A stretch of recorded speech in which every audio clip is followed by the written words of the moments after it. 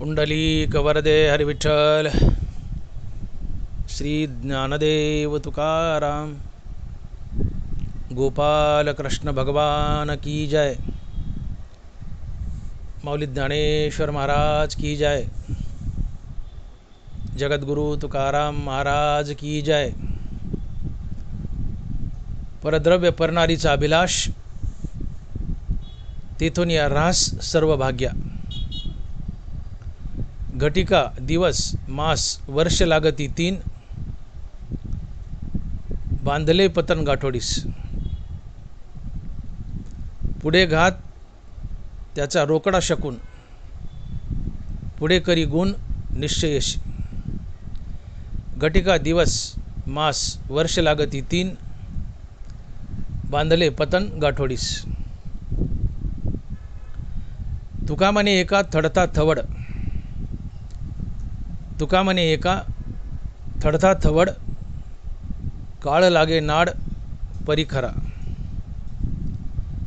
घटिका दिवस मास वर्ष लागती 3 बांधले पतन गाठोडीस। प्रस्तुत कीर्तनरूपी सेवेसाठी निवडलेला अभंग जगद्गुरु श्री संत तुकाराम महाराज यांचा 4 चरणाचा आणि उपदेश्वर प्रकरणातील अभंग आहे। तुकोबराय म्हणतात, परद्रव्य परनारीचा अभिलाष तेथून या रास सर्व भाग्या। परद्रव्य परनारीचा अभिलाष तेथून या रास सर्व भाग्या। महाराज म्हणतात, तुम्ही परद्रव्य परनारीचा अभिलाष केला तर तिथून पुढे तुमच्या भाग्याचा ऱ्हास होतो। अर्थात तुमच्या नशिबाला उतरती कळा लागते, तुम्हाला दारिद्र्य येतं आणि तुम्ही भिकाला लागता।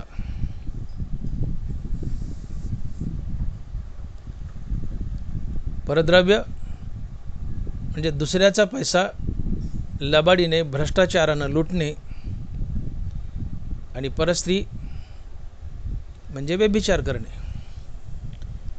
परद्रव्य परनारीचा अभिलाष, अभिलाष म्हणजे इच्छा।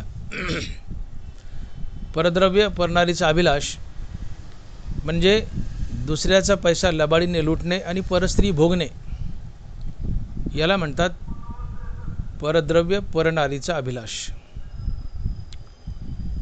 आणि जर तुम्ही परद्रव्य परनारीचा अभिलाष केला,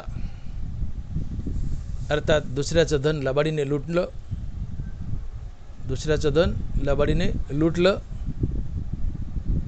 आणि परस्त्री भोगली,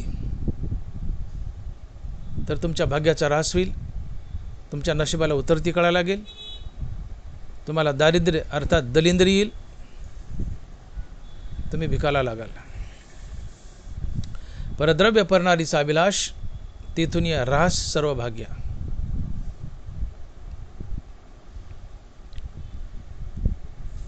गतजन्मातील पुण्याईने तुम्हाला या जन्मात भाग्य लाभतं। तुम्ही गतजन्मात अर्थात मागच्या जन्मात जशी जशी कर्म केली आहेत किंवा जसं जसं पाप पुण्य केलंय,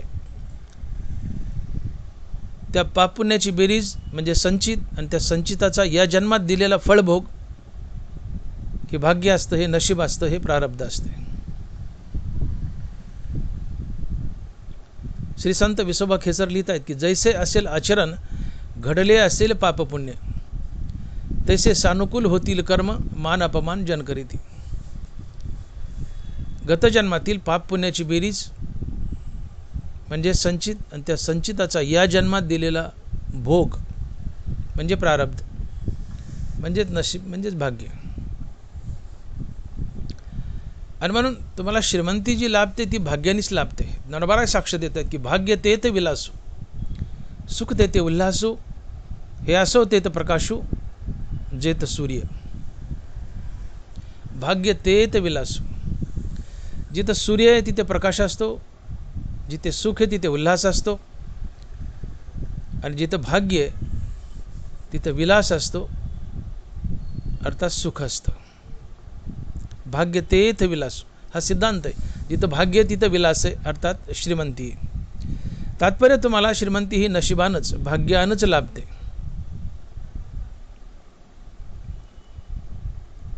तुम्ही जन्माला येताना श्रीमंत होण्याचं भाग्य घेऊन येता.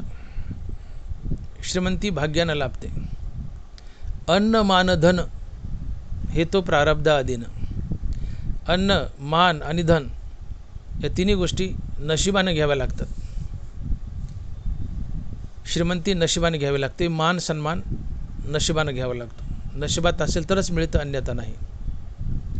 भाग्याचे निभडसे उद्यमाचे निमिषे, समृद्धी जात अपैसे घररिगे.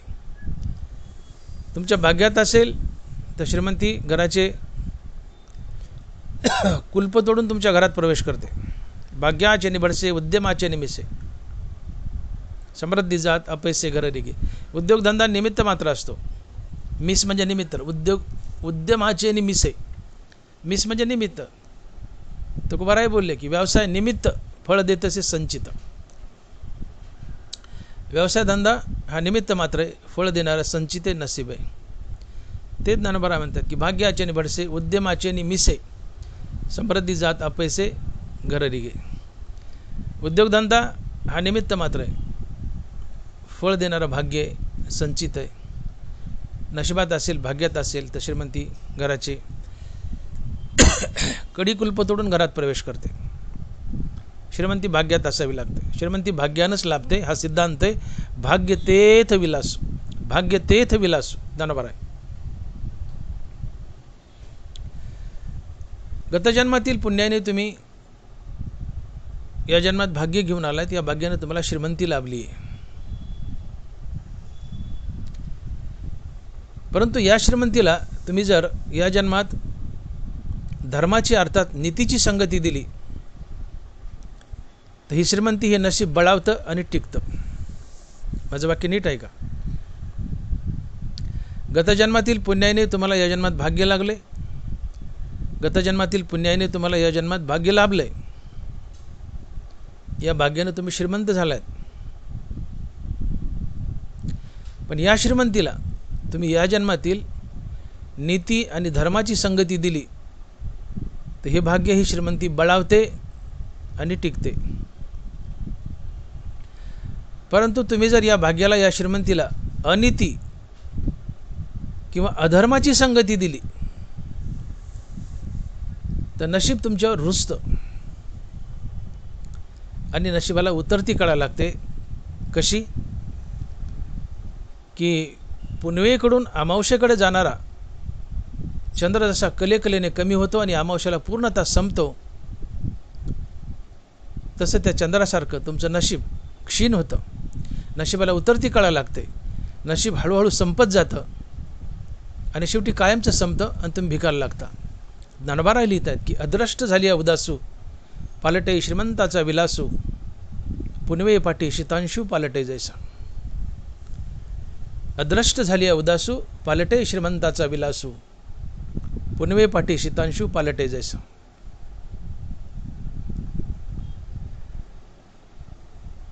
पौर्णिमेकडून अमावस्येकडे चंद्र चाललाय, कलेकलेने कमी होतो, अमावस्येला पूर्ण संपतो. तसं तुम्ही या जन्मात अधर्माने वागता, अनितीने वागता तर तुमचं नशीब तुमच्यावर रुजतं. गेल्या जन्मात तुम्ही पुण्य केले, त्याच्या बळावर या जन्मात भाग्य लाभले. या भाग्याने श्रीमंती लाभली. पण या श्रीमंतीला, या भाग्याला अनितीची, अधर्माची जोड देतात. या जन्मात नशीब तुमच्यावर रुजतं. नशिबाला उतरती कळा लागते. आणि जसा तो पुण्यकडून अमावस्येकडे जाणार चंद्र कलेकलेने संपला तसं नशीबही संपतं. तुम्ही भिकायला लागता, तुम्हाला दारिद्र्य येतं. अदृष्ट झाली उदासू, पालटे श्रीमंताचा विलासू, पुनवे पाठी शीतांशू पालटे जैसा. एक महान सिद्धांत मांडला ज्ञानोबारांनी या ओवीतून. अदृष्ट झाली उदासू, पालटे श्रीमंताचा विलासू, पुनवे पाठी शीतांशू पालटे जैसा. पुनवेकडून अमावस्येकडे जाणार चंद्र कलेकलेने कमी होतो, अमावस्येला पूर्ण संपतो. तसं तुम्ही या जन्मात श्रीमंत आहात, पण या श्रीमंतीला जर अधर्माची अनितीची जोड दिली तर नशीब तुमच्यावर रुजतं, थोडं थोडं नशीब कमी होत जातं आणि शेवटी एक ना एक दिवस ते पूर्ण संपतं आणि तुम्ही भिकायला लागता, तुम्हाला दारिद्र्य येतं, तुम्हाला दलिंद्री येते. नाथ महाराजही लिहित आहेत, अधर्मे अद्रष्ट झाले क्षीण, विपरीत भासे देहीचे चिन्ह. अधर्मे अद्रष्ट झाले क्षीण, अद्रष्ट म्हणजे नशीब, क्षीण म्हणजे त्याचा ऱ्हास होणे, क्षीण म्हणजे ऱ्हास होणे, अद्रष्ट म्हणजे नशीब. मग काय होतं, अधर्मे अद्रष्ट झाले क्षीण. तुम्ही अधर्मानं वागतायत, नशीब क्षीण होतं, अर्थात नशिबाचा ऱ्हास होतो, नशिबाला उतरती कळा लागते. नशिबाला उतरती कळा लागते का, तर तुम्ही अधर्मानं वागतायत. आणि मग मुद्दा लक्षात घ्या की गत जन्मातले तुम्ही पुण्यवान आहात, पुण्याच्या बळावर या जन्मात भाग्य लाभले आणि या भाग्यानं तुम्हाला या जन्मात श्रीमंती लाभली. पण या भाग्याला, या श्रीमंतीला या जन्मातल्या नीतीची, धर्माची संगती दिली तर ती श्रीमंती ते भाग्य बळावतं आणि टिकतं. पण या श्रीमंतीला, या भाग्याला जर तुम्ही अनितीची, अधर्माची जोड दिली तर हे भाग्य, हे नशीब तुमच्यावर रुजतं, नशिबाला उतरती कळा लागते आणि एक ना एक दिवस तुम्ही भिकायला लागता, तुम्हाला दारिद्र्य येतं, तुम्ही दलिंदर होता, तुम्हाला दलिंद्री येते. हा शास्त्र सिद्धांत आहे. आणि मग या जन्मात तुम्ही लबाडीने वागता, भ्रष्टाचार करता, अधर्मानं वागता, परद्रव्य परनारीचा अभिलाष करता, ते सगळे अधर्म आहेत. परद्रव्य परनारीचा अभिलाष करणं हा अधर्म आहे. ज्ञानोबा तुकोबारांनी जागोजाग आम्हाला बजावले, परस्त्रीपासून दूर राहा, पराया नारी आम्हा रखमाई समान, वमनाहुनी धन नीच मानी. दुसऱ्याचं धन उलटीपेक्षा जास्त तुच्छ माना आणि परस्त्रीला साक्षात रुक्मिणी माता समजा. पराया नारी आम्हा रखमाई समान, वमनाहुनी धन नीच मानी. तुकोबाराय म्हणतात की परस्त्रीपासून दूर राहा, दुसऱ्याच्या धनापासून दूर राहा. आणि तुम्ही जर दुसऱ्याचं धन लबाडीनं लुटलं आणि परस्त्री भोगली तर हा एक फार मोठा अधर्म आहे आणि अधर्मानं भाग्याचा ऱ्हास होतो. मी बोललो, नाथ महाराज लिहित आहेत की अधर्मे अद्रष्ट झाले क्षीण. अधर्मानं नशीब क्षीण होतं, नशिबाला उतरती कळा लागते. आणि मग परद्रव्य परनारीचा अभिलाष करणं हा एक फार मोठा अधर्म आहे आणि अधर्मानं नशिबाला उतरती कळा लागते. नशीब तुमच्यावर रुजतं आणि नशीब एक दिवस संपतं आणि तुम्हाला भिकायला लावतं.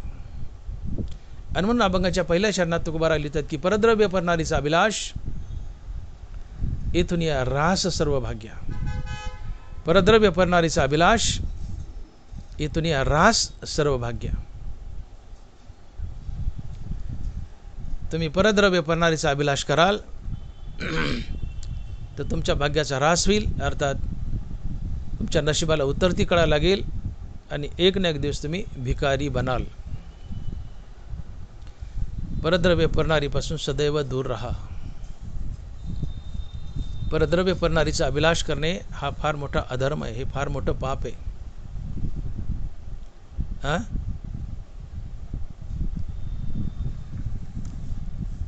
तुम्ही थोडंसं एक आपलं बालपण आठवा. आज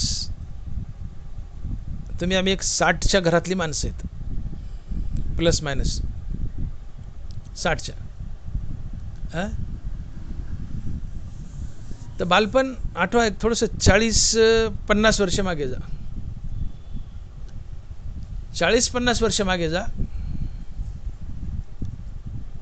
अशी काय माणसं होती, जागीरदार, जमीनदार, 100-100 एकर जमीन, 10-10 बैलाचा बारदाना, 5-50ची छोटी मोठी जनावरं. या जमीनदाराची, जागीरदाराची जनावरं सुटली तर अर्धा तास रोड क्रॉस करता येत नव्हता, एवढी जनावरं. ती वासरं वागारं म्हशी गाई बैल गाड्या घोड्या मोठमोठी माणसं होती मोठमोठी.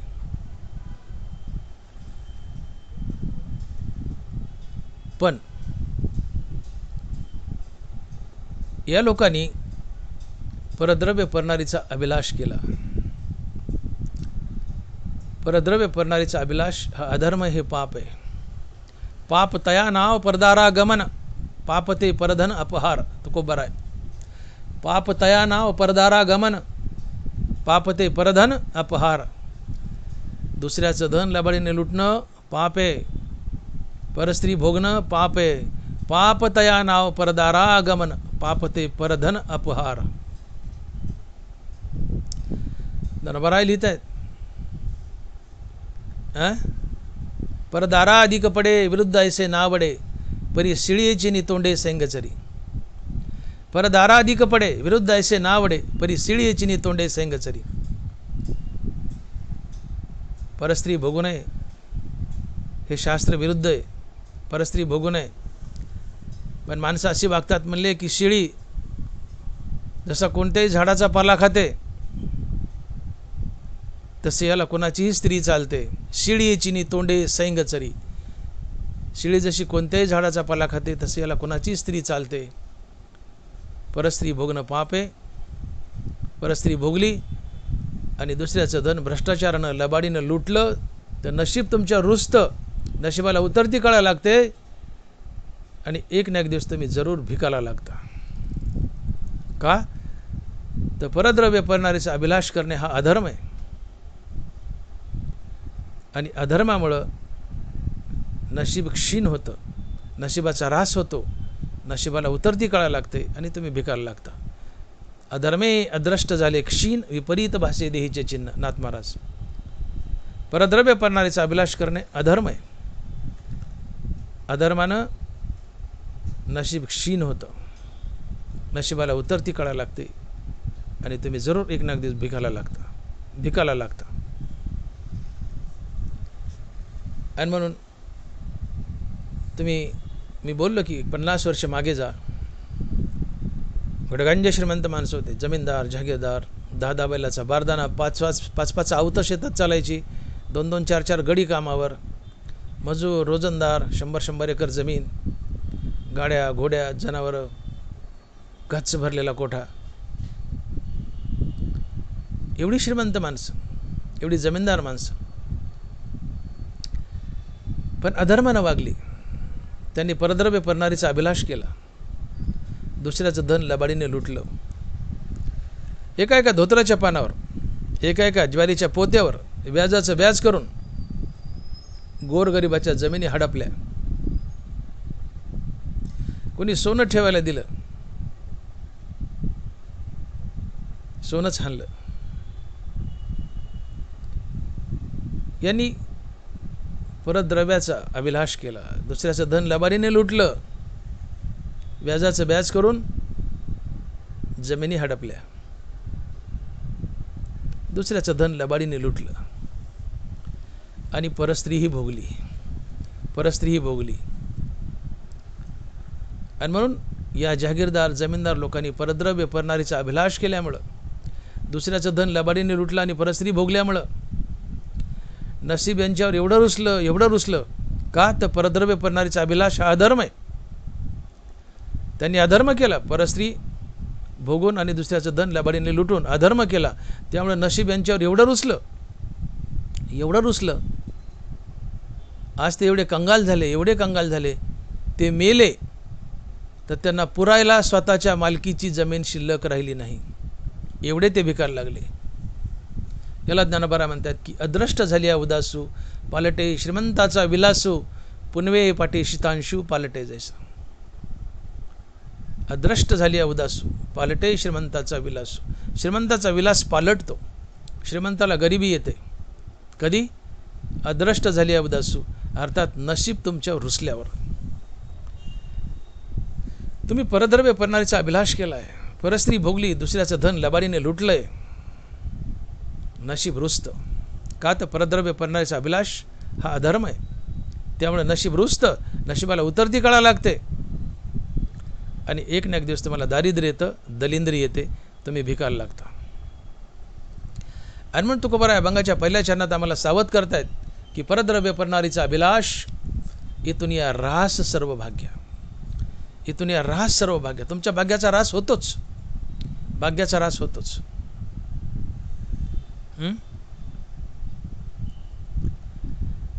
दुसऱ्याचा पैसा लबाडीने लुटून घरात आणलाय.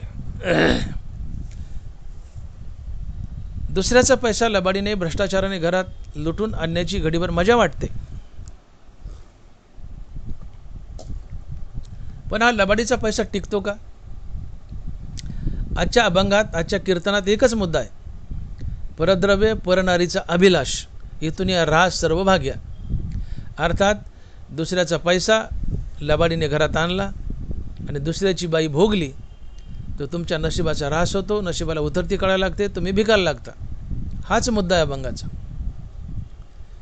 मग तुम्ही दुसऱ्याचा पैसा भ्रष्टाचाराने लबाडीने घरात आणता, मग तुम्ही कशा प्रकारे भिकायला लागता? तुकोबारायचा काय शब्द आहे? परद्रव्य परनारीचा अभिलाष, इथून या रास सर्व भाग्य. तुम्ही परस्त्री भोगली, दुसऱ्याचं धन लबाडीने लुटले, घरात आणले. महाराज म्हणतात एक ना एक दिवस तुमच्या भाग्याचा रास होतो, तुम्ही भिकायला लागता. मग तुम्ही भिकायला कशा प्रकारे लागता? भ्रष्टाचार करून, लबाडी करून पैसा घरात आणलाय, भ्रष्टाचारानं लबाडीने घरात पैसा आणलाय, मग तुम्ही भिकायला कसे लागता? तुम्हाला दलिंद्री कशी येते? याचं उत्तर नाथ महाराज भागवतात देतात. आणि महाराज लिहितात, दायाद चोर राजा आगी, अधर्मे रोग संचरे अंगी, हे 5 जण 5 विभागी, द्रव्यनाशा लागी पावती. ओवे नीट ऐका. दायाद चोर राजा आगी, अधर्मे रोग संचरे अंगी, हे 5 जण 5 विभागी, द्रव्यनाशा लागी पावती. लक्ष्मीने शपथ खाल्ली आहे, मी थांबेल तर माझा नवरा भगवान श्रीकृष्ण याच्या बाजूला, इतरत्र कुठेही थांबणार नाही. नरबराय लिहित आहेत, तैसे सकळ पुरुषार्थ जेने स्वामी का सनाथ, तो श्रीकृष्ण राव जेथ तेथ लक्ष्मी, तो श्रीकृष्ण राव जेथ तेथ लक्ष्मी. जिथे कृष्ण उभा आहे तिथेच लक्ष्मी उभी आहे. लक्ष्मी कृष्णापाशी उभी आहे, मग कृष्ण कुठं उभा आहे? तर कृष्ण 2 गोष्टीपाशी उभा आहे, एक नीती आणि दुसरी भक्ती. माझे भक्त गाती जिथे नारदा, मी उभा तिथे. एक वेळी मी वैकुंठी नसे, भानुबिंबी न दिसे, वरी योगियांची मानसे उमरडून जाय, परी तयापाशी पांडवा, मी हरपला गिवंसावा, जेत नाम घोषू बरवा, करीती ते माझा. देव अर्जुनाला म्हणतात, अर्जुना तुला कधी वाटलं देवाला शोधावं, देव हरपलाय, तर तुला मी माझा एक कायमचा पत्ता सांगतो. एक वेळेस मी वैकुंठात नसेल, योग्याच्या ध्यानात नसेल, सूर्याच्या तेजात नसेल, पण तिथं मात्र जरूर असेल की जिथं माझं जय जय राम कृष्ण हरी भजन चाललंय. परी तयापाशी पांडवा, मी हरपला गिवंसावा, जेत नाम घोषू बरवा, करीती ते माझा. तात्पर्य देव आपल्या नावापाशी उभा असतो. देव नीतीपाशी उभा आहे, देव भक्तीपाशी उभा आहे. निजल्याने गाता उभा नारायण, बैसून कीर्तन करिता डोले. तुम्ही पडल्या पडल्या रामकृष्ण हरी म्हणतायत, देव बाजूला उभा असतो. आता उठून बसले आणि रामकृष्ण हरी म्हणतायत, देव बाजूला नाचत असतो, डोलत असतो. तात्पर्य देव आपल्या नावापाशी उभा असतो. देव नीती आणि भक्तीपाशी उभा आहे आणि देवापाशी लक्ष्मी उभी आहे. हे असो लक्ष्मी स्थिरावली मुकुंदी जैसी. जीवनात लक्ष्मी यावी, जीवनात पैसा यावा आणि स्थिरावा, तर तुम्ही गर्भश्रीमंत. जीवनात पैसा आला आणि स्थिरावला नाही, काय उपयोगी? पन्हाळातून आला आणि मुरीतून गेलं. पैसा लक्ष्मी जीवनात यावी आणि स्थिरावी. मग लक्ष्मी कुठे स्थिरावते? लक्ष्मीने शब्द दिलाय काय? हे असो लक्ष्मी स्थिरावली मुकुंदी जैसी. पैसा अर्थात लक्ष्मी कुठं स्थिरावते? मुकुंद कृष्णापाशी. आणि मुकुंद कृष्ण कुठं स्थिरावतो? नीती आणि भक्तीपाशी. मग ज्याच्या जीवनात नीती आणि भक्ती आहे त्या घरात गुप्त रूपाने कृष्णाचा वास आहे. आणि जिथं कृष्णाचा वास आहे तिथे लक्ष्मी स्वतःहून येते आणि कृष्णाच्या बाजूला उभी राहते आणि स्थिरावते. पण घर लबाडाचं आहे, लबाड मनुष्य आहे, भ्रष्टाचारी आहे, करप्ट आहे. लबाडीने भ्रष्टाचाराने पैसा आणलाय, लक्ष्मी आबोले, तिला हात नाही पाय नाही, बॅगेत घातली, पैसा बॅगेत घातला, आणलाय. मग घरी आणल्यानंतर हा पैसा अर्थात लक्ष्मी साऱ्या घराचा डोंडाळा घेते आणि ती पहिली शोधते की या घरात माझा नवरा कृष्ण कुठं वास करतो का. ती सारं घर डोंडाळते, पण तिला घरात कुठं कृष्ण दिसत नाही. का तर घर लबाडाचं आहे, लबाड आहे, जीवनात नीती नाही, भक्ती नाही, म्हणून तिथं कृष्ण नाही. मग कृष्ण नाही आणि मला तर आणलं आहे. आणि लक्ष्मी तर शपथ खाल्ली की थांबेल तर कृष्णापाशी, इतर तर कुठं नाही. मग या लबाडाच्या घरात तर कृष्ण नाही, मग मला निघून जायचं. कसं जायचं? ही लक्ष्मी त्या माणसाच्या जीवनात 5 शत्रू सोडते. त्या लबाड माणसाच्या जीवनात 5 शत्रू सोडते लक्ष्मी. आणि ते शत्रू आहेत दायाद, चोर, राजा आगी, अधर्मे रोग संचरे अंगी, हे 5 जण 5 विभागी, द्रव्यनाशा लागी पावती. नाथ महाराज, दायाद हा पहिला शत्रू आहे तुमच्या धनाचा नाश करण्यासाठी. दायाद या शब्दाचे 2 अर्थ होतात. एक भाऊबंद तुमच्या वाईटावर टपणे म्हणजे दायाद, आणि तुमची अवलाद नालायक वागणे याला दायाद म्हणतात. दायाद शब्दाचे 2 अर्थ. पहिला अर्थ तुमचे भाऊबंद वाईटावर टपणे म्हणजे दायाद, आणि तुमची अवलाद नालायकसारखं वागणं म्हणजे दायादच. लबाडीने भ्रष्टाचाराने घरात पैसा आणला तर तुमचे भाऊबंद तुमचे दुश्मन बनतात. तुमचे भाऊबंद तुमचे दुश्मन बनतात, भाऊबंद तुमच्या वाईटावर टपतात. ज्या घरात लबाडीने पैसा येतो, भ्रष्टाचाराने पैसा येतो, एक ना एक दिवस त्या घरात भावाभावात यादवी माजते, काठ्या कोरड्या होतात, डोके फोडतात एकमेकाची, भांडण तंटा होतो, पैसा वाटून घेतात, आणि भाऊबंद तो पैसा वाममार्गात खर्च करतात आणि तुम्हाला भिकायला लावतात. ओके, हा झाला पहिला दायाद. आणि दुसरा दायाद, लक्ष्मी तुमच्या अवलादीला दुर्बुद्धी फोडते, बाई बाटली ताटली अशा वाईट मार्गाला झुकवते, पैसा खर्च करायला लावते आणि निघून जाते. बापाचं सगळ्यात मोठं भाग्य आणि सगळ्यात मोठं सुख असते सद्गुणी अवलाद. पोटी सद्गुणी अवलाद देणं हे बापाची सगळ्यात मोठी श्रीमंती आहे. खिशात 10 रुपये पण अवलाद सद्गुणी आहे. खिशात 10 रुपये अवलाद सद्गुणी आहे, त्याच्यासारखा श्रीमंत बाप तोच.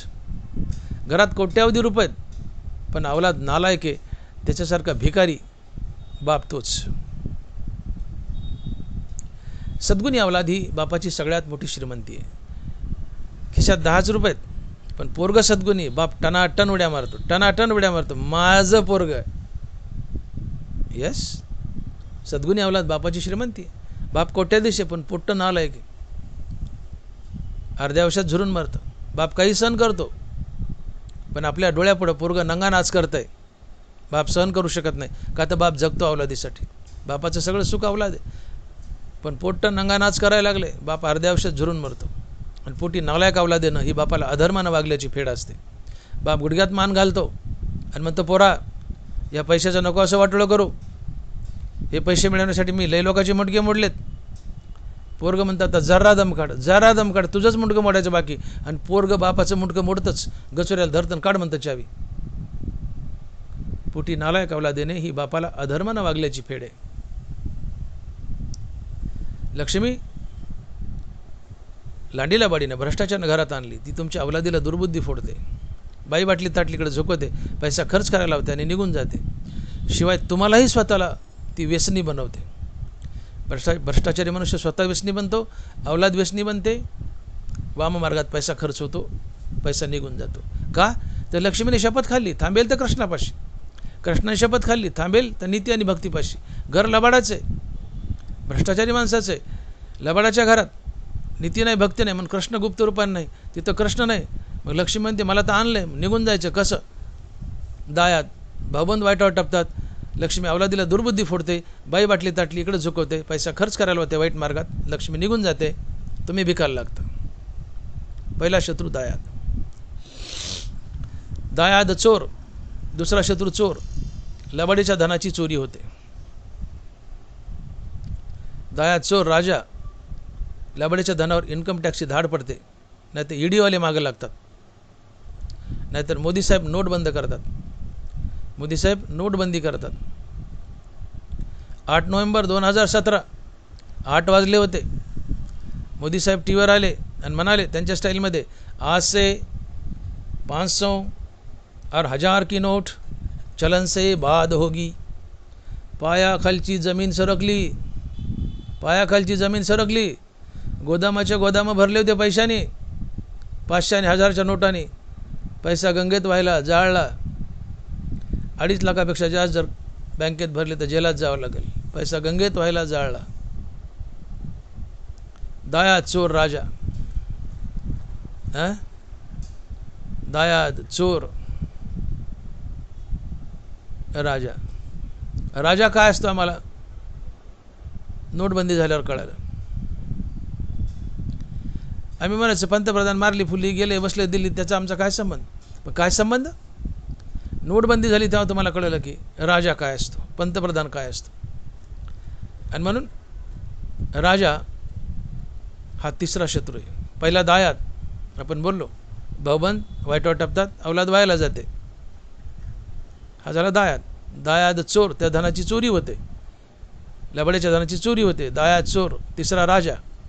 राजा म्हणजे इन्कम टॅक्सची धाड पडते, ईडी मागं लागते, नाही तर नोटबंदी होते. दायाद चोर राजा. आगी, चौथा आगी, त्या धनाला आग लागून नाहीसं होतं. 5वा दायाद चोर राजा आगी. 5वा अधर्मे रोग संचरे अंगी.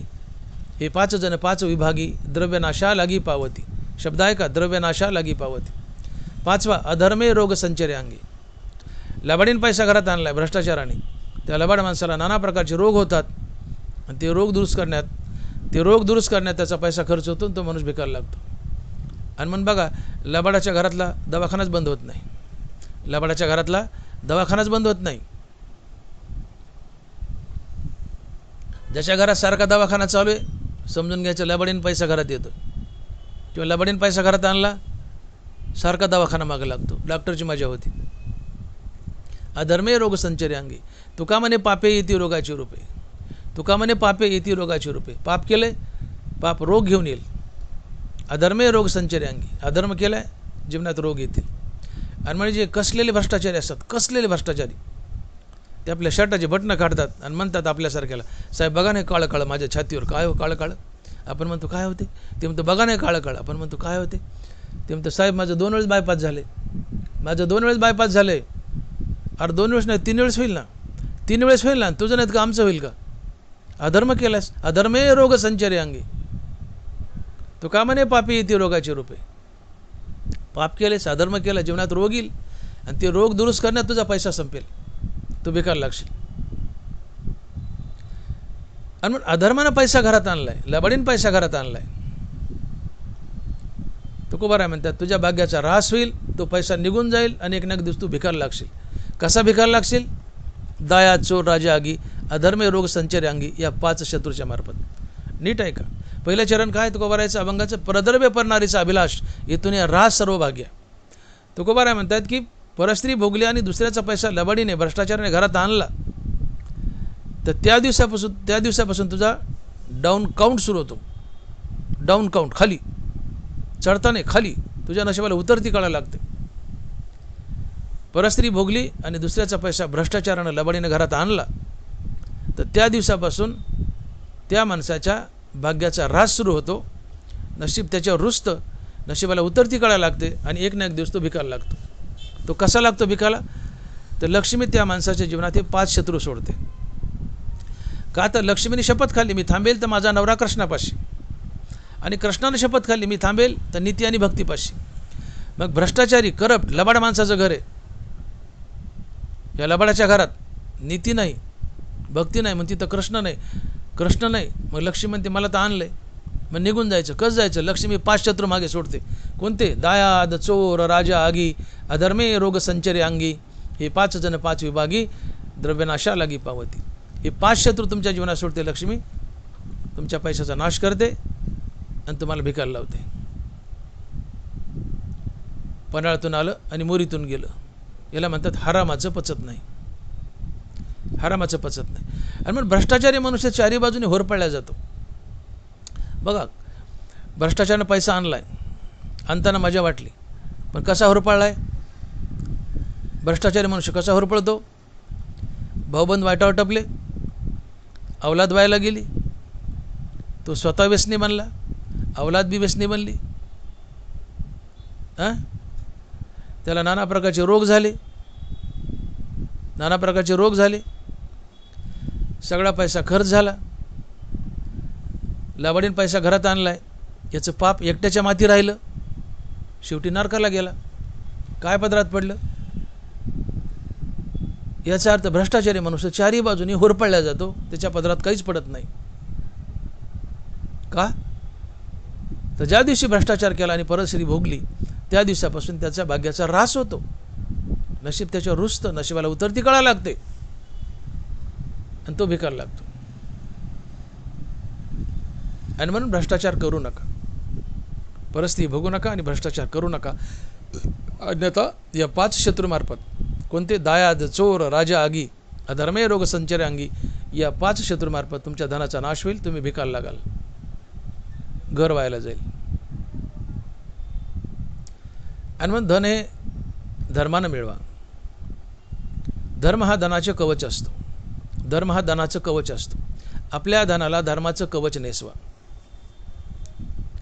नाथ महाराज लिहितात की जयाच्या द्रव्यासी जाण नाही धर्माचे संरक्षण, ते काळेची होय क्षीण तेचे लक्षण हरी सांगे. करुणी सायास जोडला अर्थ बहुवस, त्याशी अधर्मे आला नाश तोची विलास हरी सांगे. अधर्मानं मिळवले, अधर्मच धनाचं कवच बनतो आणि अधर्मच त्या धनाचा नाश करतो. तो अधर्म चोराला जाऊन सांगतो या घरात अधर्माचं धन आहे, जाण चोरी कर, कारण अधर्म धनाचं कवच आहे.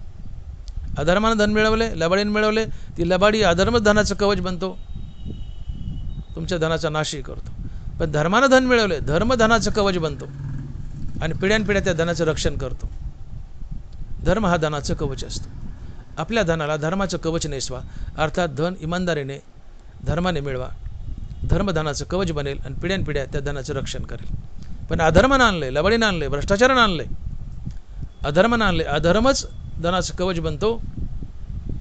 आणि अधर्म नाना प्रकारे हे 5 शत्रू आणि इतर काही गोष्टी, या सगळ्या शत्रूमार्फत या धनाचा नाश करतो आणि तुम्ही भिकार लागता. आणि म्हणून तुकोबाराय अभंगाच्या पहिल्या चरणात म्हणतात की परद्रव्य परणारीचा अभिलाष, इथून या ऱ्हास सर्व भाग्य, इथून या ऱ्हास सर्व भाग्य. नाथ महाराज बोलतात की स्वयशीनता अहोराती, अद्रष्टा वेगळी अनुभरी प्राप्ती, कदा न चढे कोणाच्या हाती, हे साधक जाणती सज्ञान. उभी नीट आहे का? स्वयशीनता अहोराती, अद्रष्टा वेगळी अनुभरी प्राप्ती, कदा न चढे कोणाच्या हाती, हे साधक जाणती सज्ञान.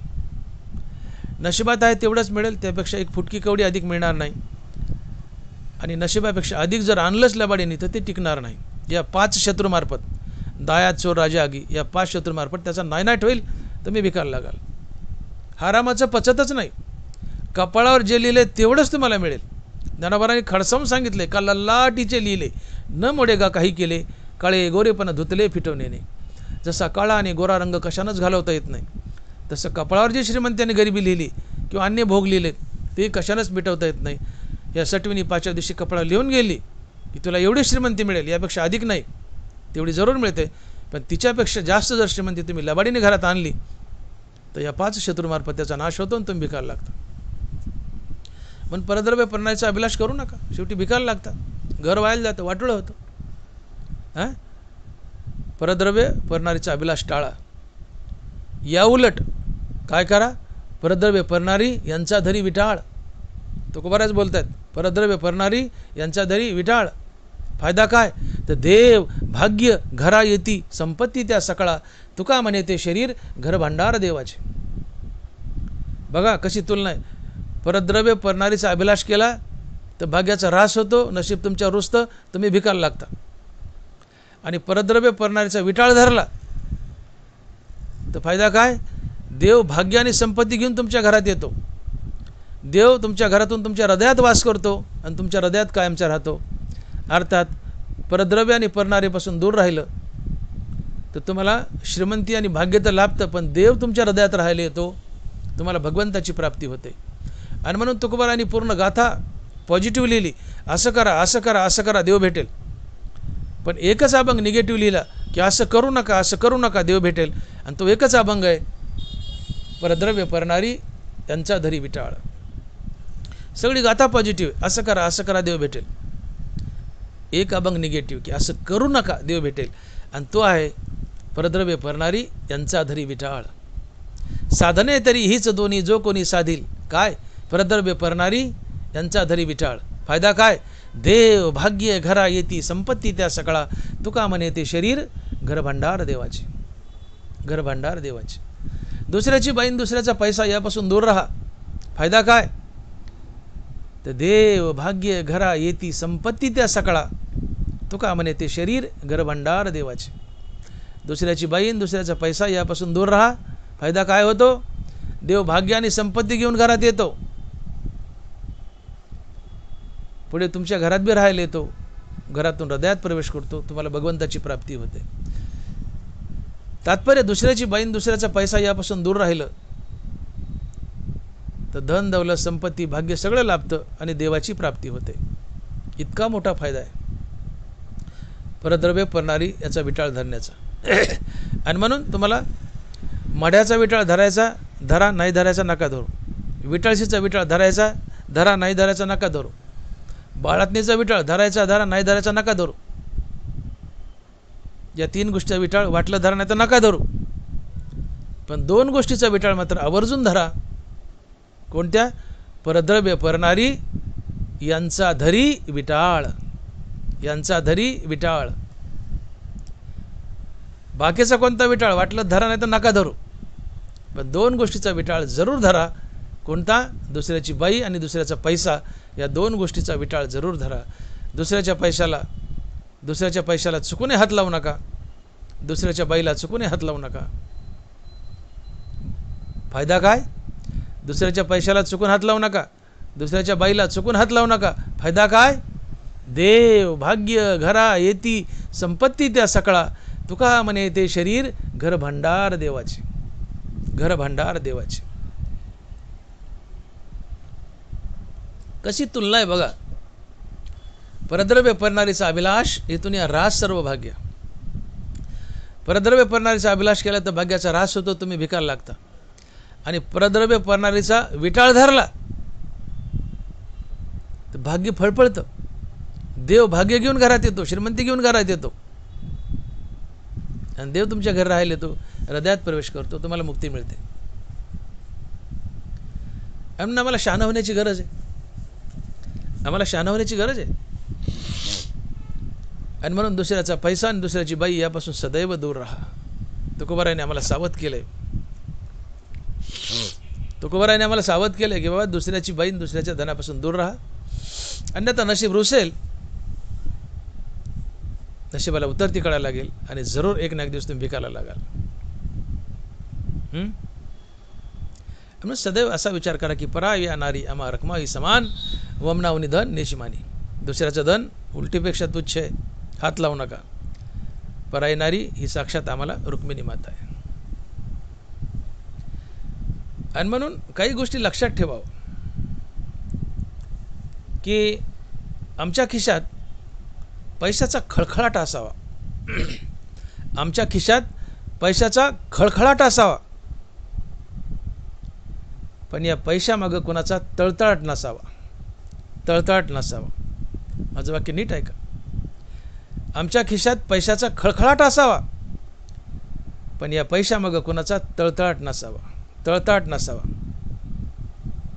तळतळाटानं भाग्य रुजतं, नशिबाला उतरती कळायला लागते, दलिंद्री येते, दारिद्र्य येतं. भ्रष्टाचार करताना कुणाकडून लबाडीन पैसे घ्यायलेत, पैसे घेताना सहज त्याच्या डोळ्यात बघा. तुम्ही समोरच्याकडून लबाडीन पैसे घ्यायलेत, भ्रष्टाचाराने पैसे घ्यायलेत, त्याच्या डोळ्यात बघा. समोरच्याच्या डोळे बोलतात, डोळे म्हणतात घे, डोळे म्हणतात घे, पण तुझं वाटोळं होईल, तुझं वाटोळं होईल. डोळे बोलतात, डोळे बोलतात. हा डोळ्याचा तळतळाट आहे, तळतळाट आहे. म्हणून खिशात पैशाचा खळखळाट असावा. खिशात पैशाचा खळखळाट असावा, पण या पैशामागं कोणाचा तळतळाट नसावा. तळतळाट नसावा. वाटोळं होतं, वाटोळं होतं, भिकायला लागतात. तळतळाट नसावा. आणि म्हणून भावाचं, गावाचं आणि देवाचं कधी खाऊ नये. कुणाचंच खाऊ नये, कुणाचंच खाऊ नये. पचत नाही, वाटोळंच होतं. पण त्यातले त्यात भावाचं, गावाचं आणि देवाचं कधी खाऊ नये, पचत नाही, वाटोळं होतं, वाटोळं होतं. भावाचं खाऊ नका, गावाचं खाऊ नका, देवाचं खाऊ नका. उगा वर्गाने करायच्या, देवाच्या नावाखाली पैसे हाणायचे. देवाचं खाऊ नये, देवाला लावा, देवाचं खाऊ नये. भावाला लावा, भावाचं खाऊ नये. गावाला लावा, गावाचं खाऊ नये. आणि खाल्लं तर वाटोळं होतं. पण भावाचं, गावाचं आणि देवाचं कधी काही खाऊ नका, वाटोळं होईल.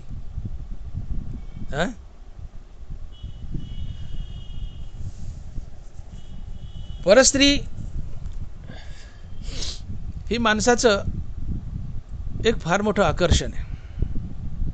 माणसाला निसर्गतः शाप आहे म्हणलं तरी चालतं. अभंगात 2 शब्द आलेत प्रामुख्याने, परद्रव्य, परनारी. परद्रव्य, परनारीचा अभिलाष, इथून या रास सर्व भाग्य. परद्रव्य परनारीचा अभिलाष केला, अर्थात दुसऱ्याची बाई भोगली, दुसऱ्याचा पैसा लबाडीने लुटला तर भाग्याचा रास होतो. अर्थात नशीब तुमच्यावर रुजतं, नशिबाला उतरती कळायला लागते, तुम्ही भिकायला लागता, तुम्हाला दलिंद्री येते, दारिद्र्य येतं. इथं परद्रव्य आणि परनारी असे 2 ठळक शब्द आहेत आणि 2 शब्दाच्या भोवतीचा अभंग फिरतो. माणसाला निसर्गतः परनारीचं आकर्षण आहे. घरात लक्ष्मी समान सुंदर पत्नी हात पसरून उभी असते. मनुष्य सहसा तिच्याकडे डोंकावून पाहत नाही आणि परक्याच्या बाईच्या मागे लागतो. नाना बोले, नवी आवडीचे निभरे, कामुक निज वनिता विसरे. नवी आवडीचे निभरे, कामुक निज वनिता विसरे. परक्याची बाई आवडली तर मनुष्य आपल्या बायकोला विसरतो. दनबाराचे शब्द आहेत, माझं काही पदार्थ नाही आहे. घरात लक्ष्मी समान सुंदर पत्नी हात पसरून उभी आहे, तरी तुम्ही परस्त्रीच्या मागे धावता का? हे अर्थाचे अनर्थ असतात. पैशाला शाप आहे. अर्थाचे एकूण 15 अनर्थ आहेत. मोजा कांडार मी सांगतो. असत्य, अविश्वास, चोरी, स्पर्धा, हत्या. किती झाले? 6. मोजा नीट. असत्य, अविश्वास, चोरी, स्पर्धा, वैर, हत्या, काम, क्रोध, दंभ, मद, भेद, गर्व, परस्त्री, जुगार आणि दारू. असे एकूण अर्थाचे 15 अनर्थ आहेत.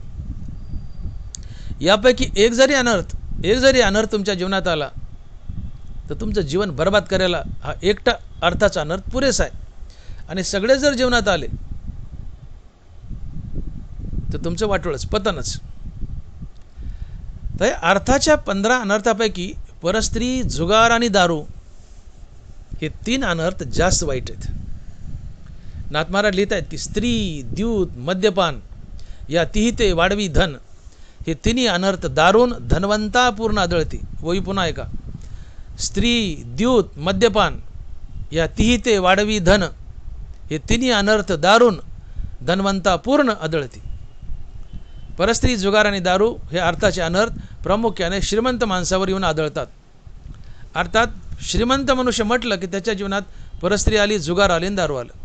हे बाकीचे 15 तर आले, पण हे 3 प्रामुख्याने जास्त असतात.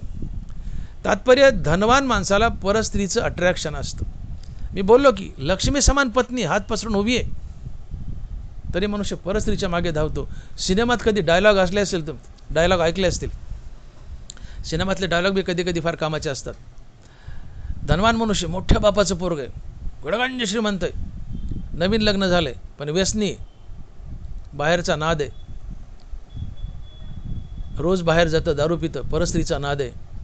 बायको एका दिवशी जर त्याला आवरायला गेली, रोखून धरला, तर तो बायकोला म्हणतो, हिंदीमध्ये डायलॉग असतात की एक रात्र तुला माझ्यापासून नशीब झाली, तुझं भाग्य समज. एक रात्र माझ्यापासून तुला नशीब झाली, तुझं भाग्य समज. असे सिनेमात डायलॉग असतात आणि ते सत्यता आहे. का? अर्थाचे अनर्थ. मनुष्य जितका गडगंज श्रीमंत, त्याच्या जीवनात स्त्री, द्यूत, मद्यपान हे 3 अर्थाचे अनर्थ वास करतातच. हे नाथ महाराज लिहित आहेत. स्त्री, द्यूत, मद्यपान या तिहिते वाढवी धन हे 3 अनर्थ दारून धनवंता पूर्ण आदळती. आणि मग नाथ महाराज लिहित आहेत की ऐका माझे वचन ती सत्य, अर्थ सर्वांगे अनर्थभूत. पृथ्वी माझी जे जे अनर्थ तेथे अर्थात उपजती. ओवी नीट ऐका. ऐका माझे वचन त्रिसत्य, अर्थ सर्वांगे अनर्थभूत. पृथ्वी माझी जे जे अनर्थ तेथे अर्थात उपजती. या पृथ्वीवर जेवढ्या वाईट गोष्टी आहेत, जेवढे अनर्थ आहेत, ते सगळे पैशाच्या पोटी जन्म घेतात आणि पैशाच्या आश्रयाने जगतात. अर्थाला जोडून 15 अनर्थाचे वास, अर्थाला जोडून 15 अर्थाचे अनर्थ वास करतात. त्यातला परस्त्री हा एक फार मोठा अर्थाचा अनर्थ आहे. आणि म्हणून मनुष्य जेवढा धनवान तितका परस्त्रीच्या मागे धावतो. आणि परस्त्रीच्या मागे धावलं की होतंय काय? परद्रव्य परणारीचा अभिलाष, इथून या रास सर्व भाग्य. तुमच्या भाग्याचा रास होतो परस्त्रीच्या मागे धावलं तर. परस्त्री भोगणं पाप आहे. पाप तया नाव परदारागमन, पाप तया नाव परदारागमन, पाप ते परधन अपहार. तो को बरं आहे. दुसऱ्याचं धन लबाडीने लुटलं, दुसऱ्याचं धन लबाडीने लुटणं पाप आहे. परस्त्री भोगणं पाप आहे. भाग्याचा रास होतो, नशीब रुजतं, दलिंद्री येते.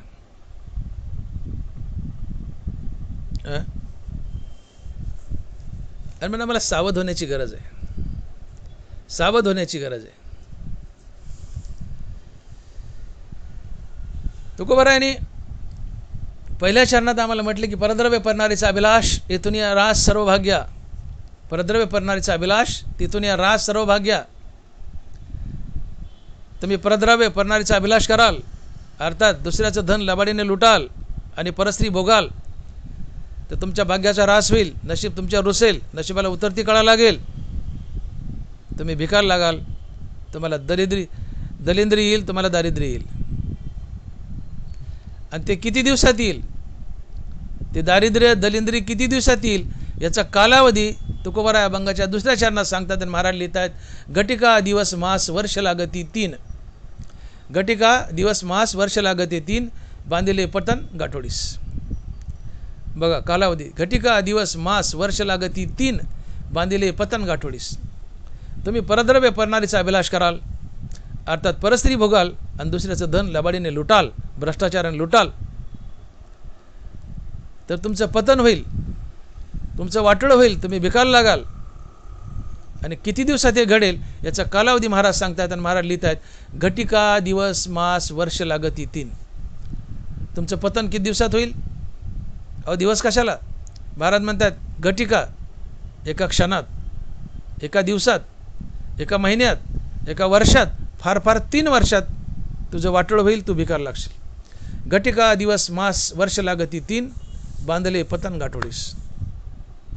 तुम्ही परस्त्री भोगाल, दुसऱ्याचं धन भ्रष्टाचारानं लवडीन घरात आणाल, तर मॅक्झिमम 3 वर्षाच्या आत तुमचं वाटोळं होईल, तुमचं पतन होईल. तुमचं पतन गाठोड्यात बांधले म्हणले, बांधिले पतन गाठोडीस. मग इथं असा प्रश्न उभा राहतो की तुम्ही सहज प्रश्न करू शकता की डॉक्टर मोठे साहेब, डॉक्टर भागवतरावजी मोठे, तुम्ही म्हणता ना 3 वर्षात भ्रष्टाचार करणाऱ्या माणसाचं पतन होतं, परस्त्री बघणाऱ्या माणसाचं पतन होतं. तुम्ही म्हणताल मोठे साहेब आम्ही असे काही काही घरं पाहतोय, 3 वर्ष सोडा 30-30 वर्ष लोटली, 3 वर्ष सोडा 30-30 वर्ष लोटली, पण त्या घरातली श्रीमंती वाढत चालली आहे, कमी नाही वाढत चालली आहे. आणि तुमचे तुकोबाराय तर म्हणतात 3 वर्षाचा कालावधी आहे, 3 वर्षात त्याचं वाटोळं होईल. पण आम्ही असे घरं पाहतो की 30-30 वर्ष लोटली. अहो 3 सोडा 30-30 वर्ष लोटलीत, तरी ते घर अजून श्रीमंत आहे, उलट श्रीमंती वाढत चालली, त्याचं वाटोळं होय नाही. हे कसं सिद्ध कराल? तुम्हाला एक दृष्टांत सांगतो म्हणजे लक्षात येईल. शब्द तुकोबारायचा, तुकोबारायचा शब्द खाली जाणार नाही. म्हणे रामेश्वर भट्ट द्विजा, तुका विष्णू नाही तुझा. तुकोबारायचा शब्द म्हणजे साक्षात भगवान विष्णू, भगवान श्रीकृष्णाच्या मुखातला शब्द आहे, तो खाली जाणार नाही. तुमचा डाऊट बरोबर आहे. तुम्ही म्हणाल डॉक्टर मोठे, तुम्ही म्हणता तुकोबाराने कालावधी दिला 3 वर्षाचा, घटिका दिवस मास वर्ष लागती 3, बांधिले पतन गाठोडीस. मॅक्झिमम कालावधी 3 वर्षात दिला आहे, पण आम्ही 30-30 वर्ष असं पाहतोय घर की त्याचं पतन होईना अजून. ते घर वाढत चालले पण वाटोळं होईना. उदाहरण सांगतो, काही घरं भ्रष्टाचार करू नये, त्यांची श्रीमंती टिकू नये, याचं कारण काय? एकदा एका जंगलामध्ये घनदाट पावसात 10 माणसं अडकली. त्यात 9 पुरुष होते, एक छोटीशी बालिका होती 10 वर्षाची मुलगी. खूप पाऊस यायला, विजा चमकायला. ते 10 जण त्या एका झाडाखाली जाऊन उभे राहिले पावसापासून बचाव करण्यासाठी. तेवढ्यात एक वीज अशी सन सन सन करत आली, त्या झाडाच्या जवळ आली, थांबली, परत गेली. ती वीज पुन्हा आली, झाडाजवळ थांबली, पुन्हा परत गेली. असं अनेकदा होऊ लागलं. त्यात एक म्हातारा वयस्कर माणूस होता, थोडा समजदार होता. म्हणला, अरे ही वीज येती, झाडाजवळ थांबती, वापस जाती, याचा अर्थ असा होतो की आपल्या 10 पैकी कुणाच तरी एकाचंच मरण आलंय आणि झाडावर पडाव तर सगळे 10च्या 10 मरतील. आणि देवाने काळाला नियमन करून दिले, मियाचा नियम इला सांगता काळू ग्रासित से भूता. ज्याचं मरण आले त्यालाच घेऊन ये, ज्याचं नाही त्याला आणू नको. काळाला पांडुरंग शासन करेल, म्हणून ही वीज महागारी जात असावी. पडाव तर सगळेच मरतील आणि सगळ्याचं मरण आलं नाही, एकाचंच कोणाचं आलं असेल म्हणून ती पडा नाही. म्हणजे मग युक्ती करू. एक समोर एक झाड आहे, आपण या झाडाखाली उभे आहेत, समोर एक झाड आहे म्हणले 100 फुटावर. बारी बाऱ्याने एक जणांनी त्या झाडाखाली जायचं, बारी बारीने. असलं मरण तर त्या झाडावर वीज पडेल, ते एकटं मरल, ठरलं. एक जण गेला, 9 जण इकडं राहिले, वाट पाहिली, वीज नाही आली, ते माघारी आलं. दुसरं गेलं, 9 जण इकडं राहिले, वाट पाहिली, वीज नाही आली. 9 संपले बारी बारीने, वीज काय आली नाही. शेवटी त्या बारक्या पोरीचा नंबर आला.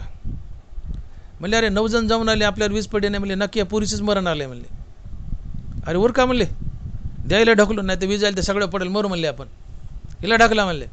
ते लेकरू रडायला लागलं, लहान लेकरू, 10 वर्षाची पोरगी होती. या या या या नकावं ढकलू, नकावं ढकलू. ढकलली सगळ्यांनी. म्हणले, पळ म्हणले, जा त्या झाडाखाली. ते लेकरू रडत गेलं त्या झाडाखाली. ती पोरगी समोरच्या झाडाखाली जाऊन उभी राहिली, तेवढ्यात वीज आली आणि या 9 लोकांवर पडली. हे 9 मेले, ती एकटी पोरगी वाचली. एकटी पोरगी वाचली. या 9 लोकांचं मरण आलं होतं, पण पोरीच्या भाग्यामुळं या 9 लोकांचं भाग्य घडत होतं, यांना जीवदान मिळत होतं. याला म्हणतात आश्रित भाग्य. आश्रित भाग्य. पोरीचं मरण आलेलं नव्हतं, 9 लोकांचं मरण आलं होतं, पण पोरगी या लोकात असल्यामुळं, पुरीच्या भाग्यामुळे या 9 लोकांचं भाग्य घडत होतं आणि यांना जीवदान मिळत होतं. पण पोरगी यांच्यातून दूर गेली, नशीब यांच्यावर रुसलं, खाटकन वीज आली, 9च्या 9 मेले, एकटी पोरगी वाचली. याला म्हणतात आश्रित भाग्य. तसं तुमच्या घरात लबाडीने पैसा येतोय, भ्रष्टाचार घरात पैसा येतो, तरी घरात पैसा टिकू नये. याचं कारण त्या घरात कुणीतरी एखादं तुळशीची माळ वाढणारं म्हातारं असतं. म्हातारा असो तर असं कुणीतरी असते, कुणीतरी एखादं तुळशीची माळ वाढणारं माणूस असते, कुणीतरी एखादं मुखानं रामनाम जपणारं माणूस असते. आणि त्या माणसाच्या बळावर ती तुळशीची माळ आणि त्या रामनामाच्या बळावर ते घर टिकून असतं. हे आश्रित भाग्य असतं. ज्या दिवशी ते माणूस रामनाम जपते ते मरेल किंवा घरातून दूर जाईल, त्या घराला उतरती काढावं लागते आणि अगदी अगदी थोड्याच काळावधीत त्या घराचं वाटोळं होतं, ते भिकायला लागतं. जोपर्यंत बिभीषण लंकेत टिकून होता, रावणाचं मरण आलं होतं, पण बिभीषण टिकून होता, तोपर्यंत रावण मेला नाही. बिभीषणामुळं रावणाचं भाग्य घडत होतं, आश्रित भाग्य. पण बिभीषणाला लाद घातली आणि बाहेर काढला. भाग्य बिभीषणासोबत गेलं, नशीब रावणा रुसलं, बिभीषण बाहेर गेला, रावण मेला. पोरगी बाहेर गेली, 9 मेले. बिभीषण लंकेतून बाहेर गेला, रावण मेला. आश्रित भाग्य. बिभीषण रामभक्त होता, तो रामनाम जपत करत होता, म्हणून लंका टिकून होती. पण बिभीषणाला लाद घालून बाहेर काढलं रावणाने, भाग्य बिभीषणासोबत गेलं. लंकेवर रावणावर भाग्य रुसलं, लंका संपली, रावण संपलं. हे आश्रित भाग्य असतं. आणि म्हणून तुम्हाला वाटतं की भ्रष्टाचार करू नये, तुकोबाराय म्हणतात की 3 वर्षात त्याचं वाटोळं होईल, तो भिकायला लागेल, त्याचं पतन होईल. पण 30 का 30, 40, 50 वर्ष झाले, पण हे घरं टिकून आहेत, पैसा वाढत चालला पण कमी नाही. याचं कारण कुणीतरी त्या घरात देवाचं नाव घेत आहे, तुळशीची माळ वडत आहे, त्याच्या जीवावर ते घर टिकून आहे. ते माणूस मरू द्या किंवा घराच्या बाहेर जाऊ द्या, दूर, यांना सोडून, त्यांचं पतन होणार. शब्द तुकोबारायचा, वाटोळं होणार. आणि म्हणून घटिका दिवस मास वर्ष लागती 3, बांधिले पतन गाठोडीस. तुमचं पतन होणार म्हणजे होणारच, होणार. आणि म्हणून शहाणे व्हा. पुढे तुकोबाराय म्हणतात 3ऱ्या चरणात की पुढे घात त्याचा रोकडा शकून, पुढे करी गुण निश्चयश. पुढे घात त्याचा रोकडा शकून, पुढे करी गुण निश्चयश. तिसऱ्या चरणात महाराज म्हणतात की या माणसाला हळूहळू संकेत येतात, रोकडे शकून होतात, काही संकेत येतात की आपलं वाटोळं व्हायला आता सुरुवात झाली, आणि त्याचं वाटोळं निश्चयानं होतंही. पुढे शेवटच्या चौथ्या चरणात महाराज म्हणतात की तुका म्हणे एका थडता थवड काळ लागे नाड परी खरा. महाराज म्हणले कालावधी कमी अधिक लागेल हो, मी 3 वर्षाचा कालावधी दिला, 5 लागेल, 7 लागेल, 8 लागेल, 10 लागेल, थोडं वाढेल कमी जास्त होईल. थडता थवड काळ लागे नाड परी खरा. काळ कमी जास्त होईल म्हणले, पण त्याचं वाटोळं नक्की होणारच. बांधिले पतन गाठोडीस, त्याचं वाटोळं होणारच. काळ कमी जास्त लागेल पण त्याचं वाटोळं होणार. आणि म्हणून परद्रव्य पडणारीचा अभिलाष टाळा. परद्रव्य पडणारीचा अभिलाष हा एक फार मोठा अर्थाचा अनर्थ आहे. परस्त्रीचं अट्रॅक्शन, परस्त्री भोगाविषयी वाटते. मी बोललो घरात लक्ष्मी समान पैसे, घरात लक्ष्मी समान पत्नी आहे, हात पसरून उभी आहे, तरी मनुष्य परस्त्रीकडे धावतो. याचं कारण अर्थाचा अनर्थ, पैशाला जोडून अर्थाचा अनर्थ, अर्थात परस्त्री वास करते. परस्त्रीचं अट्रॅक्शन हा अर्थाचा अनर्थ आहे. जगातील सगळ्या वाईट गोष्टी पैशाच्या पोटी जन्म घेतात, पैशाच्या आश्रयाने जगतात. हे अर्थाचे अनर्थ आहेत. त्यापैकी परस्त्रीचं अट्रॅक्शन, परस्त्रीचं आकर्षण हा एक अर्थाचा अनर्थ आहे. मग हे अर्थाचे अनर्थ आमच्या जीवनातून कसे घालायचे? एकदा पांडव वनवासात असताना पांडवांनी सोबत भगवान श्रीकृष्ण होते. पांडवांनी एक 4 मोठी विचित्र दृश्य पाहिली. पहिले कसं दृश्य पाहिलं की पांडवाने 2 सोंडेचा हत्ती पाहिला. त्यात अर्जुन देवाला म्हणतो, कृष्णा हा 2 सोंडेचा हत्ती कसा रे? अर्जुन आणि कृष्ण समवयस्क होते, मित्र होते, अरोतरोज बोलायचे. अर्जुन म्हणतो, कृष्णा देवा हे 2 सोंडेचे हत्ती कसे रे? कृष्ण म्हणतात, अर्जुना पुढे घोर कलियुग येत आहे. कलियुगात माणसं दुतोंडी मांडोळासारखं वागतील, घडीत खरं बोलतील, घडीत खोटं बोलतील, त्याचं हे प्रतीक आहे.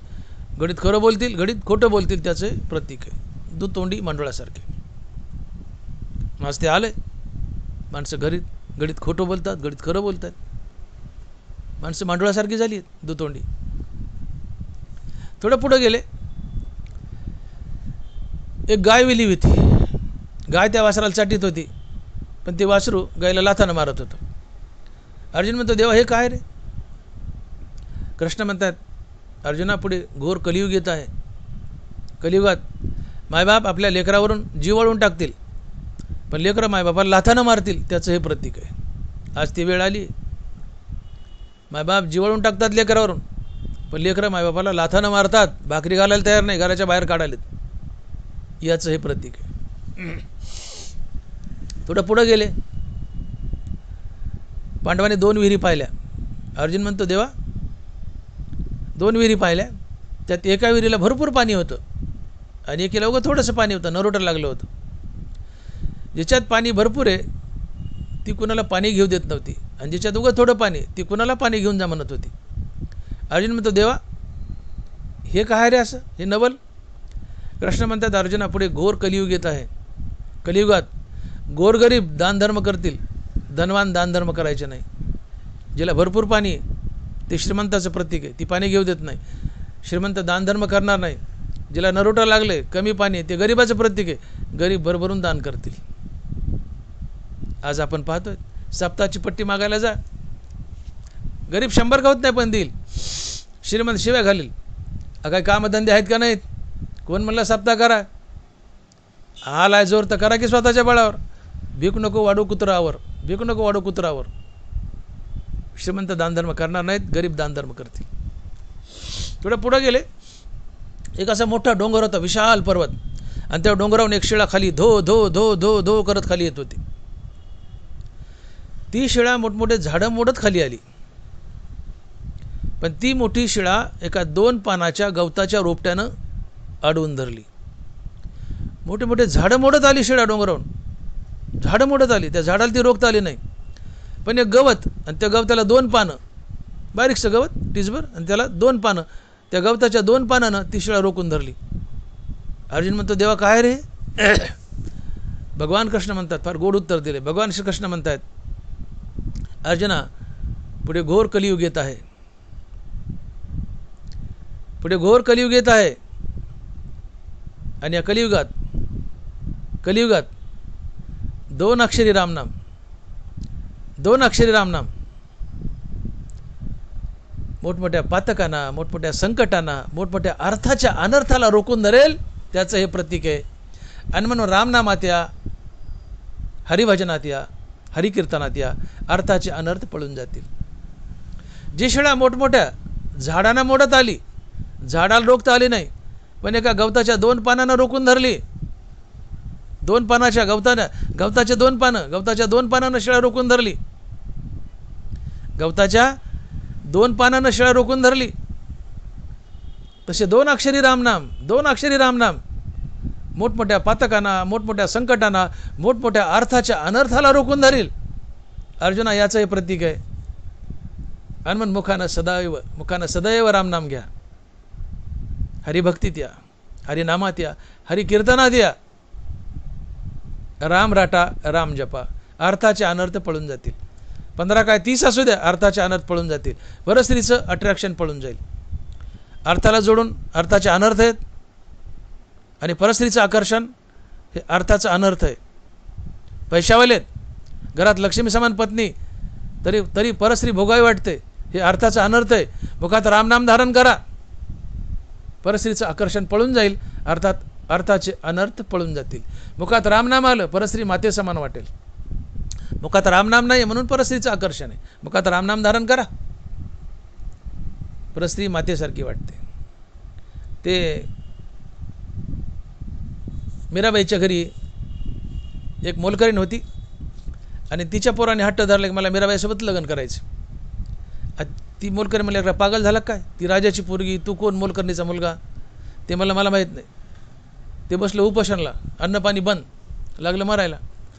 मोलकरीण शेवटी आई ती गेली, म्हणले मीराबाई असं पोरग म्हणाले, मरायला अन्न पाणी बंद केले. मीराबाई म्हणली घेऊन ये, आणलं.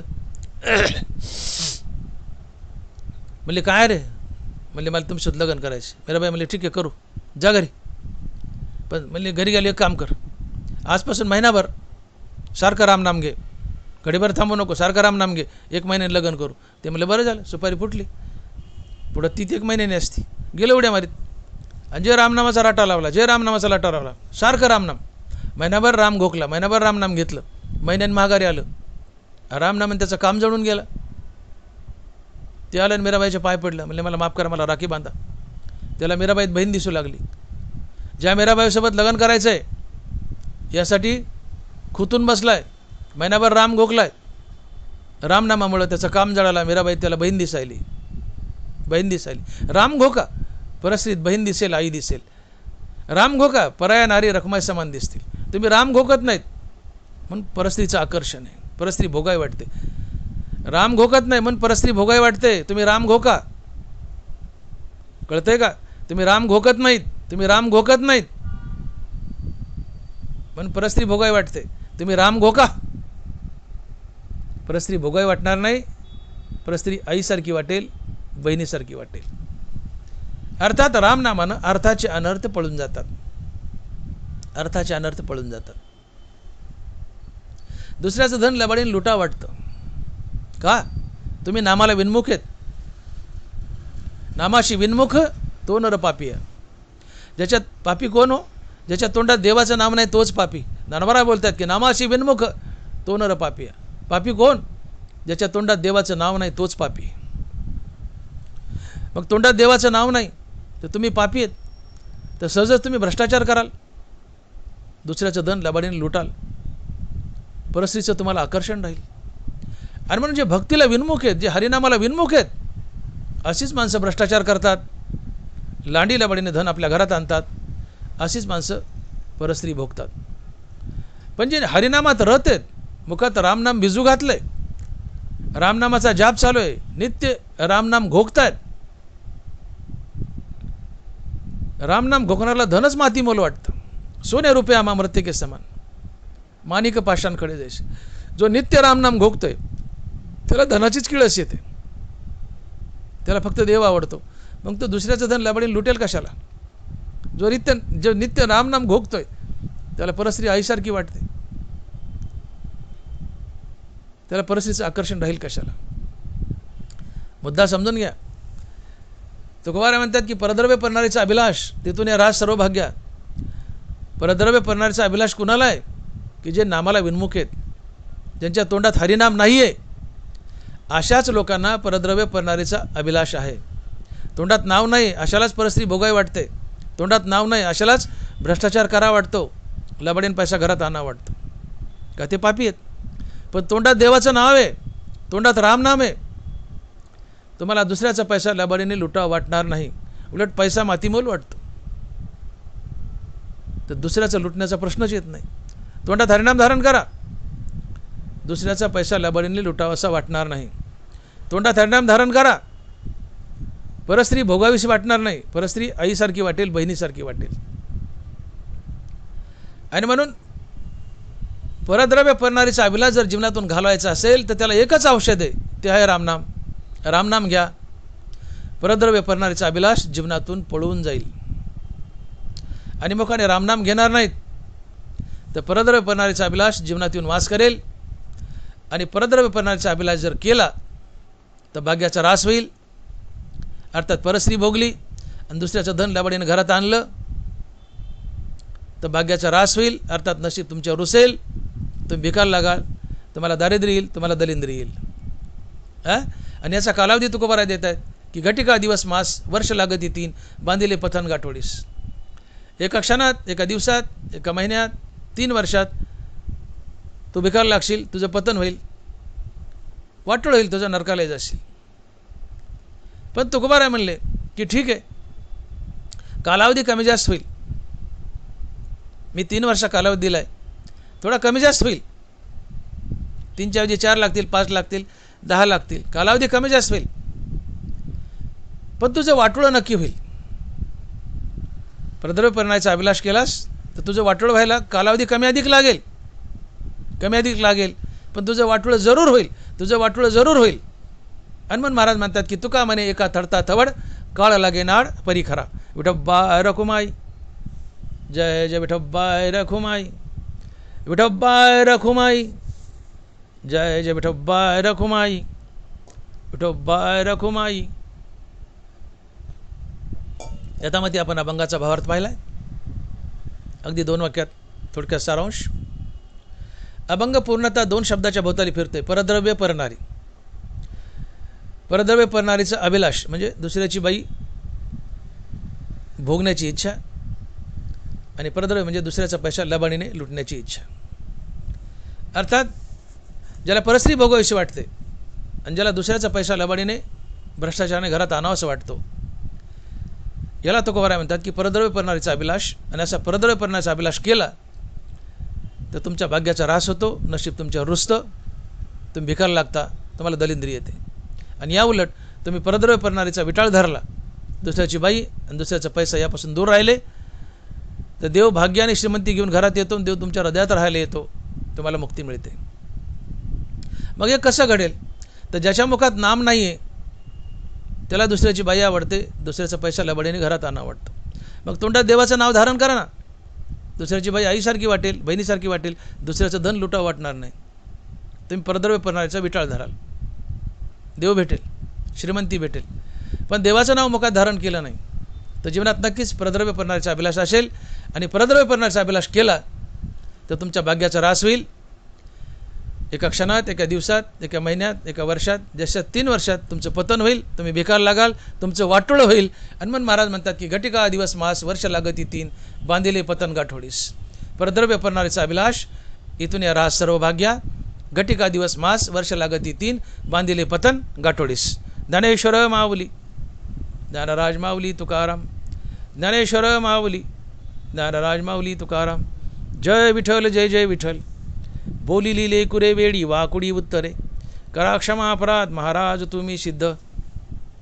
नाही विचारिला अधिकार मी आपुला, करा क्षमा अपराध महाराज तुम्ही सिद्ध. तुका म्हणे ज्ञानेश्वरा राखा पाया पै किंकरा, करा क्षमा अपराध महाराज तुम्ही सिद्ध.